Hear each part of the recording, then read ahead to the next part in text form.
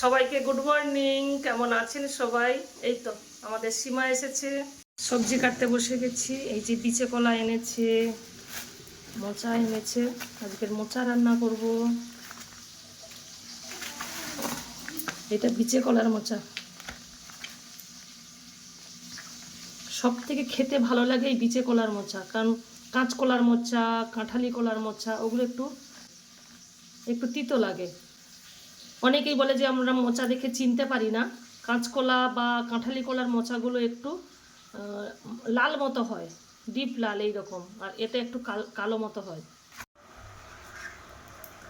এই যে মোচাগুলো এইভাবে ছাড়িয়ে, এর একটা আঁশ আছে, এই যে আঁশটা, এই আঁশটা ফেলে দিতে হয়। এর একটা স্টিক আছে, এটা বড্ড দাঁতে লাগে। এই যে স্টিকটা, এই যে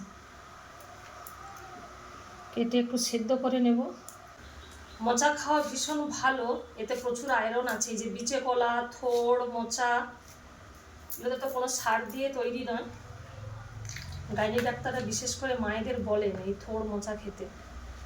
আমরা তো ভীষণ ভালোবাসি। অনেকেই বলে যে কাটা ঝামেলা, হাতে দাগ লেগে যায়, এই দাগ তোলার জন্য একটু লেবু রস আর লবণ দিয়ে ঘষে ধুয়ে নিলে কিন্তু একদম হাত পরিষ্কার হয়ে যায়।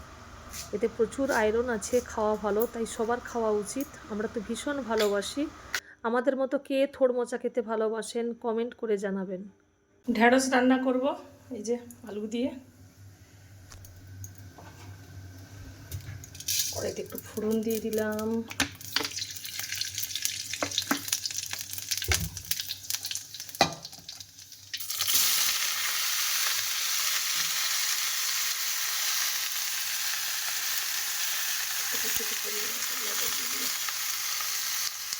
এটা মোচা রান্না করব, মোচাটাকে সেদ্ধ করে নিয়েছি। তেলের ওপরে ফোড়ন, শুকনো লঙ্কা, তেজপাতা, টমেটো দিয়ে আলু আর বেগুনটাকে দিয়ে একটু ভেজে নিচ্ছি। এবারে ওপর থেকে পরিমাণ মতো আদা দিয়ে দিলাম,